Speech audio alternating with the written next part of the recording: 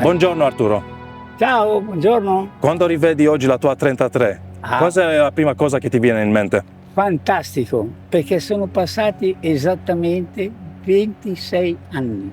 Perché la prima volta che io iniziai con l'Alfa 33, che poi vinsi il mondiale nel 75 e nel 77, fu il 1974 proprio qui in sede Alfa Romeo, davanti al museo, in questa pista di collaudo dell'epoca. Per cui è un ricordo troppo affascinante. È un cerchio che si chiude.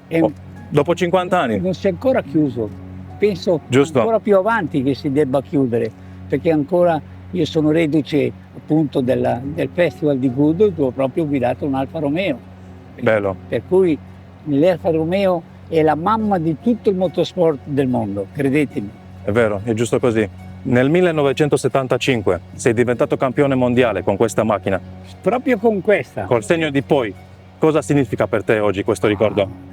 La prima soddisfazione di aver riportato il campionato del mondo in Alfa Romeo dopo 25 anni, perché il primo lo vinse nel 1950, per cui 25 anni dopo l'Arturo è riuscito a riportare il titolo mondiale in casa Alfa Romeo, proprio qua dove adesso siamo nel museo, con questa macchina, vedi, tutto funzionante ancora, vedi anche lo sportello, perché i regolamenti costringevano ad avere anche lo sportello nelle sport prototipi. Anche se non servivano proprio. No, noi si saltava, ma per regolamento era obbligatorio determinate misure dell'abitacolo più lo sportello, e infatti questa è veramente, a prescindere che è la macchina mia vera, perché c'è ancora il mio sedile, la mia posizione, il mio volante che nacque rosso, ma poi col tempo divenne un rosso smunto. E se tu noti il pomello della leva del cambio, per non sciupare le mani, perché allora il cambio si usava molto, è stato fatto di legno di betulla. Incredibile, per proteggere le mani durante una gara di endurance. Per le piaghe. Sì, che bello, grande Arturo. Tu ne hai gareggiato con tante macchine, comunque con questa macchina sei diventato campione mondiale. Cosa c'ha di diverso questa macchina rispetto alle altre? È semplice dire con quale macchina non ho corso, perché praticamente con tutte ho avuto questa fortuna. Ma in particolar modo con questo prototipo Alfa 33 TT sta per telaio tubolare, laddove usava un motore 12 cilindri boxer che erogava 550 cavalli all'epoca, che potrebbero pensare che siano pochi, ma noi dobbiamo considerare la tipologia di sospensione, la tipologia di pneumatici che usiamo, la tipologia della frenata, cioè i freni. E la leggerezza della macchina, sì, con tutti questi cavalli. La velocità, le prestazioni c'erano, e tutto sommato diventava molto più difficile che le macchine moderne, con tutti i controlli tecnologici. Il controllo era solo la sensibilità del nostro fondoschiena e del piede destro per l'acceleratore e il freno, e questo dà la possibilità a noi piloti vecchia maniera, diciamo così, tra virgolette, non che quelli moderni non siano dei piloti, però ci si distingueva veramente per le proprie capacità, per la resistenza, per le gare di durata. Era una vittoria o una gara più faticata ancora? Certo, molto più dura. In questo caso, se tu noti, abbiamo una coda intermedia, ma noi si usava una coda molto più corta per le gare tipo Targa Florio o Mugello stradale, o una coda molto più lunga per l'aerodinamica. Serviva nei circuiti, no? Per Le Mans e Daytona.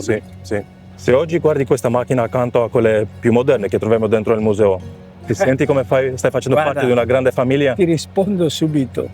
Là dove il pensiero cade sulla meccanica, noi, tra virgolette, eravamo dei temerari, perché la tecnologia dell'epoca era zero rispetto alla tecnologia moderna, anche di sicurezza, non solo per i piloti ma anche per i materiali, per cui noi si era veramente un tutt'uno quando si correva con il meccanico, il capomeccanico e il tecnico. Oggi invece chi la fa da padrone sono tutti i programmi di computer, tutto con la telemetria, laddove il pilota si deve solo limitare a spremere tutte le possibilità del mezzo che ha sotto il sedere, mentre tecnologicamente si pensa alla squadra. invece all'epoca era tutto in proporzione pilota, gomme, meccanici e capomeccanici. Allora era una parte molto più importante di come sarebbe oggi. Ma non solo io, tutti i piloti dell'epoca facevano parte integrante di uno sviluppo del progetto che partiva dalla penna di un tecnico, di un ingegnere, e lì poi tutti assieme in pista si iniziava la preparazione del mezzo con il collaudo per poi arrivare a fare il primo debutto. Molto interessante. Sì, qui ci sarebbe da parlare ore e ore. Immagino. Tu che ne hai visto comunque un po' di gloria e ne hai collezionato un po' di trofei, cosa significa per te essere celebrato dalle Alfisti oggi tra queste mura? Sarò sincero, innanzitutto mi reputo non un fortunato ma un super fortunato, in quanto a distanza di 60 anni sono qua a parlare con te di queste avventure che facemmo a suo tempo. Con una nuova generazione di alfisti? Le nuove generazioni di alfisti già partono con la tecnologia avanzata, laddove il talento, il pilota talentuoso si distinguerà sempre, ma comunque è diventato molto più facile per tutti l'approccio all'automobilismo sportivo, al di là che sia una turismo, un gran turismo, una UECO, una Formula 1.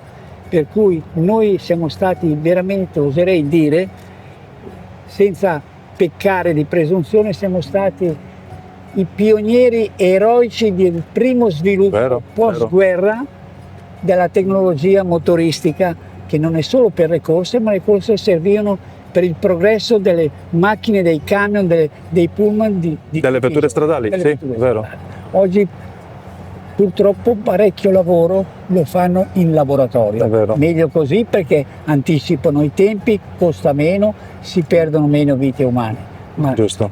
Io appartengo a quella categoria con orgoglio di coloro che hanno partecipato al progresso motoristico veramente. Bello. E per quello che lo apprezziamo ancora oggi. Arturo, hai mai pensato che queste macchine finiranno in un giorno in una collezione di un museo e essere trattate come opere d'arte? Guarda, questa è una bella domanda. Comunque all'epoca nessuno avrebbe mai pensato questo, fino agli anni 70. Anzi, ti dirò di più.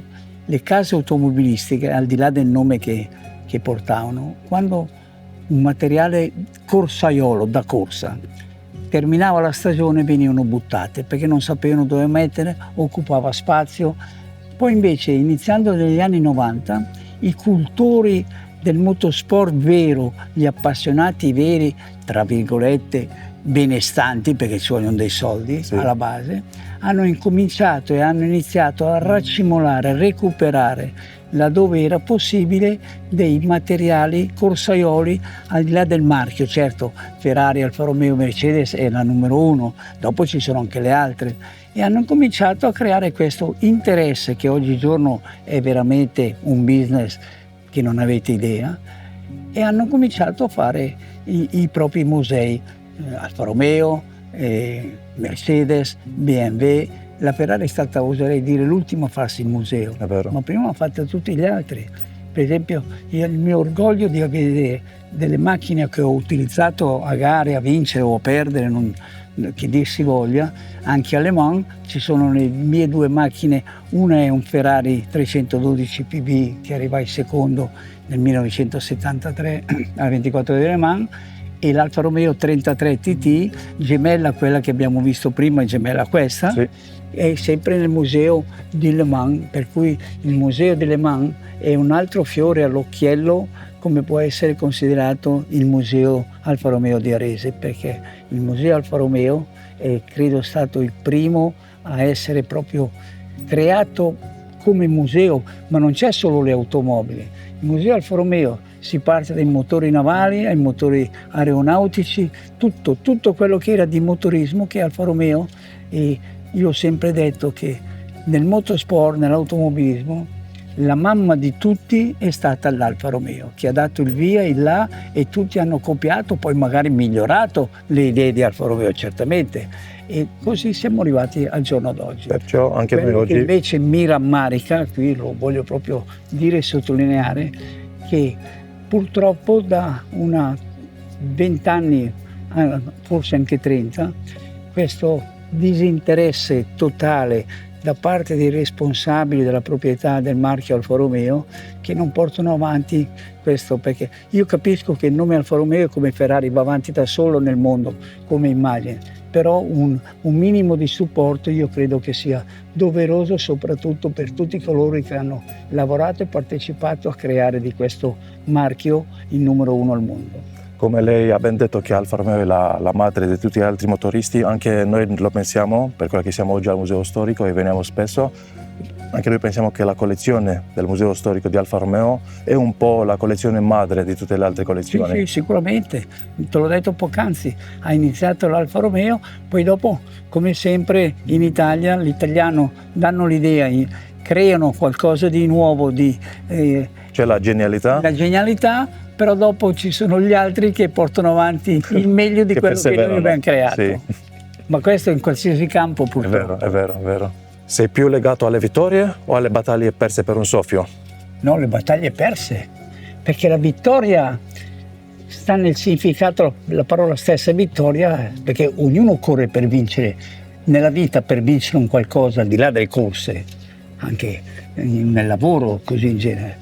Per cui ti rimane impresso laddove non hai potuto esprimerti al meglio per ottenere un risultato fantastico per dei problemi sopraggiunti, perché non tutti i giorni sono uguali, non tutte le prestazioni di una persona sono uguali al giorno, per cui c'è magari quella volta che c'è un problema del mezzo meccanico, ma non è escluso che la scarsità di prestazione alle volte può essere dovuta all'uomo, il pilota per primo, i meccanici per secondo, perché così ogni giorno è diverso. Sì, è vero, è così nella vita, è giusto, vita. che quello che è mancato ti fa soffrire di più. Ti rimane impresso laddove che per un soffio magari non hai ottenuto un ottimo risultato, come del resto alle volte le persone all'esterno non possono capire un pilota che magari ha fatto il sesto posto dopo una gara di 4 ore, 6 ore, un gran premio, e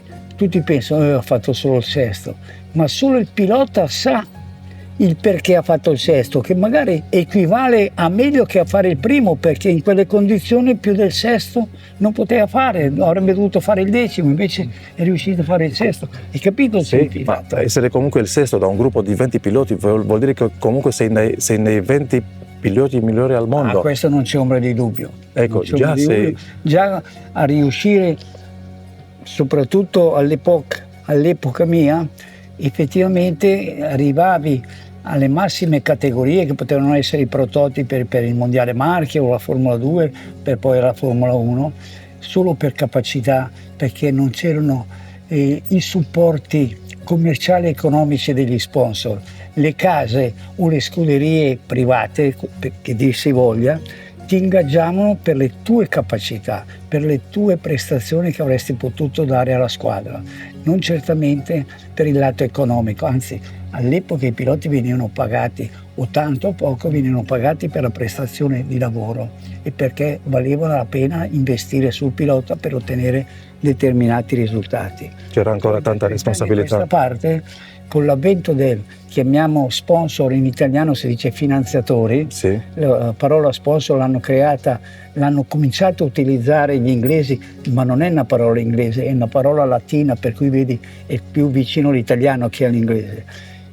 Con questa possibilità hanno dato l'opportunità a tanti personaggi pseudopiloti di poter emergere, perché grazie al supporto economico degli sponsor, come ho detto poc'anzi, hanno potuto proseguire la carriera, altrimenti ne usciva 1 su 20. Sì, hanno facilitato la strada. Hanno facilitato la strada. Sì. E oggigiorno, in questi ultimi 10 anni, è ancora peggio, perché ci troviamo alle volte di fronte a delle scelte di certi team che preponderano sul denaro piuttosto che alla prestazione del pilota. Purtroppo. Purtroppo è così, Sì. ma io capisco, perché oggigiorno ci sono dei costi così elevati che purtroppo per far quadrare i conti è quello, Sì. senza poi dimenticare la parte economica di utile che deve restare a fine anno per gli investimenti. Ti capita ancora di sognare una gara alla notte?